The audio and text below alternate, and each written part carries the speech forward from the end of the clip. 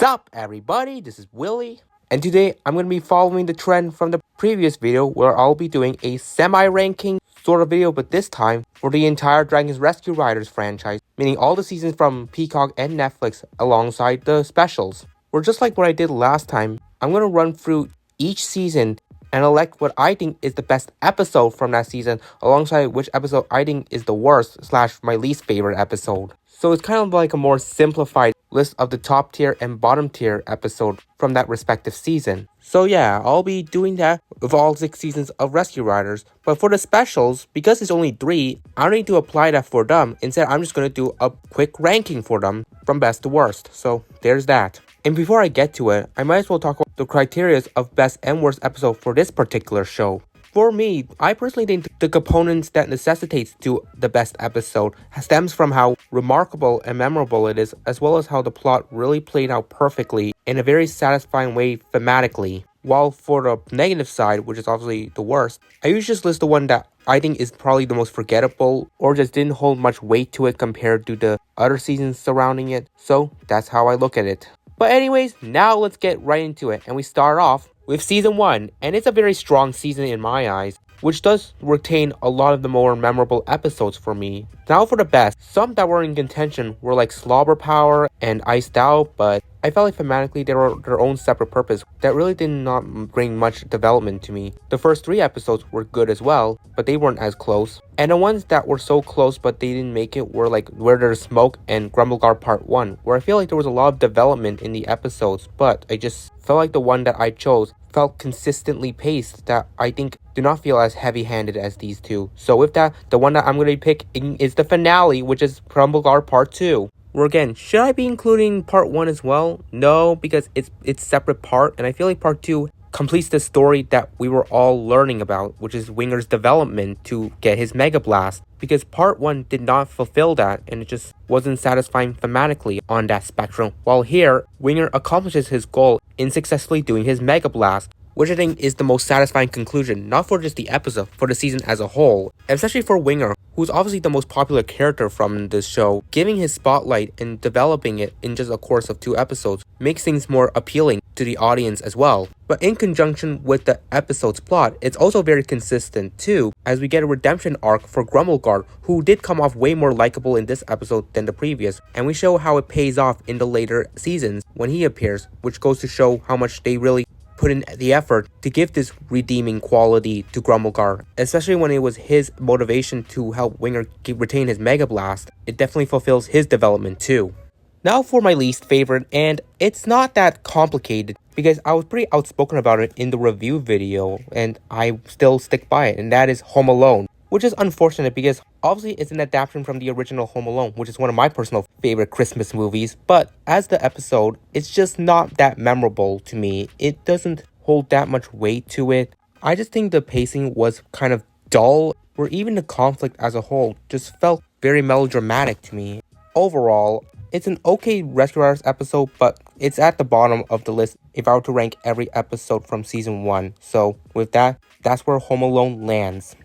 Now I go to season 2, and it's a season that kind of regresses a bit from the first one, since not a lot of episodes stood out to me when I think about this show in retrospective. So it does complicate my decisions on which one I might list for best and worst episodes. But starting with the best, the options I've kind of narrowed it down to episodes like Game of Horns, Summer Holiday, and like Treasure Riders, but at this point, my pick is going to be Summer Holiday. And my reasoning for it is because I like how much the story focused a bit on Fingard, giving him some kind of redemption story in one episode, which this is becoming a trend for my favorite episodes currently, where I feel like this episode really set up how Fingard has become a burden to the team, and it would encapsulate him becoming the savior for them as they were encountering danger, which that aspect was very riveting to watch. And then some of the moments in the episodes I did really find humorous. Winger's constant mantra of just continuing adventure without relaxing. Like, dude, take a break for once. The itching scene was sort of funny,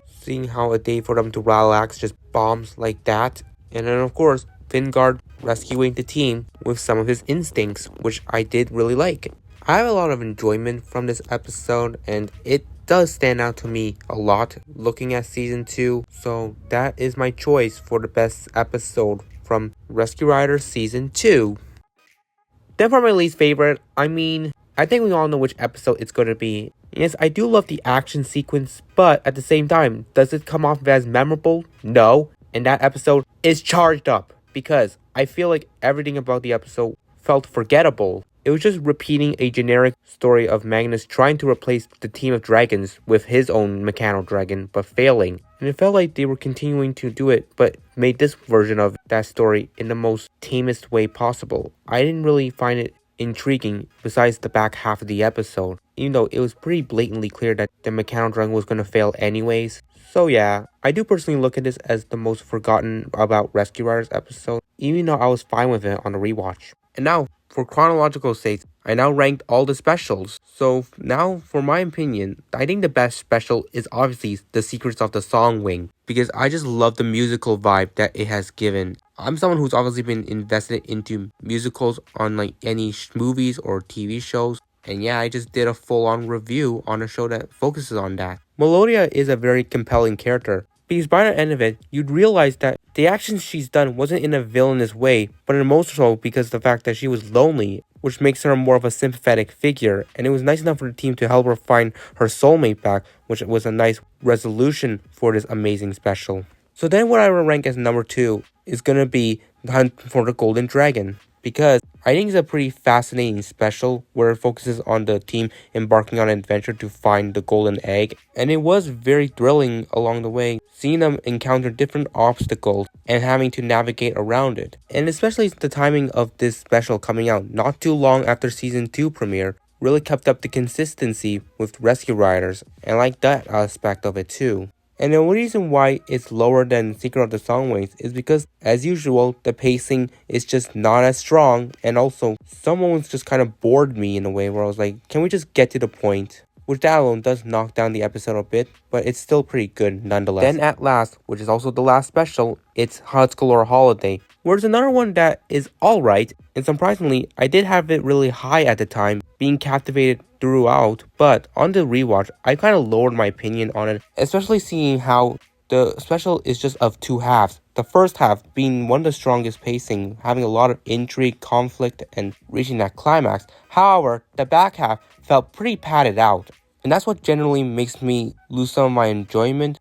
But besides that aspect, I do really have a sense of joy, and it's definitely a nice kind of Christmas themed special to watch on an occasion. So with that, that's how I rank all 3 specials from the show. Now we go into the Heroes of the Sky era, and we start off with Season 3, where from this point on, narrowing down the contention list is way more minimal because each season from now on just contains only 6 episodes each, so there's not really much options that I can pick. But for Season 3, my obvious answer is How I Met Your Summer, which is one that I highly adore because I love a backstory episode. And this one, although it felt like it was heavy-handed from fan service, it was definitely something that was written perfectly and executed the storyline in such compelling nature that kept me enthralled throughout. But let's get right into the context of it. It's basically the story of how Layla met her dragon buddy Summer, which stemmed from a lot of wonky circumstances that led to them meeting each other, which things do get thrilling when they have some kind of antagonistic force, which in this case, the pirates trying to capture dragons for some reason. It definitely adds more urgency in this situation, because both Summer and Winger are present on this pirate-infested island.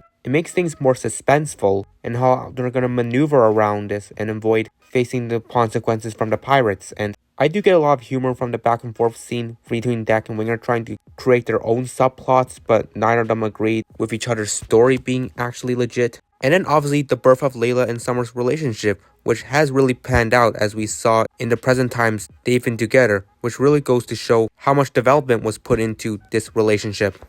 Now I go to the bottom tier Season 3 episode, and I think it comes down to 2 episodes, Old Brother and Chiefless, where I was going back and forth between which one is way less for me to prioritize on a rewatch, so I decided it's going to be Old Brother, because Chiefless felt like some kind of meaning to me in terms of giving us a fresh reintroduction to the show after a 1-year break. While for this episode, although it has a consistent theme, the theme itself just felt like the least compelling among every other episode because I didn't particularly find myself that interested into the episode. And when you look at it from a general standpoint, I feel like it's the least impactful when the other episodes display some kind of effect on the later seasons of Heroes of the Sky. So that's that.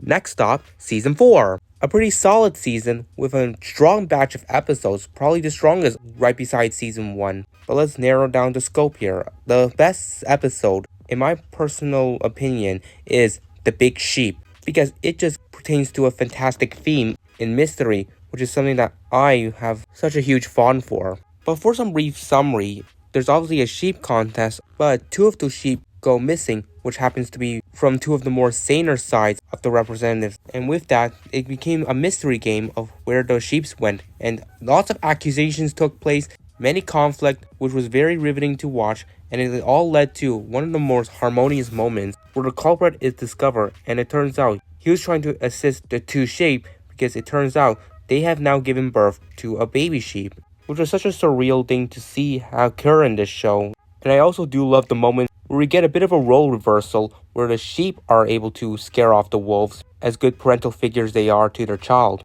And also taking into context, obviously I did mention it in the review video, but I'll iterate again that knowing in advance the description of the episode did not really interest me comparing to the other episodes, but after watching it, it just skyrocketed to the top just like that. Which shows there's episodes that I undermine in advance demonstrate their potential to captivate me.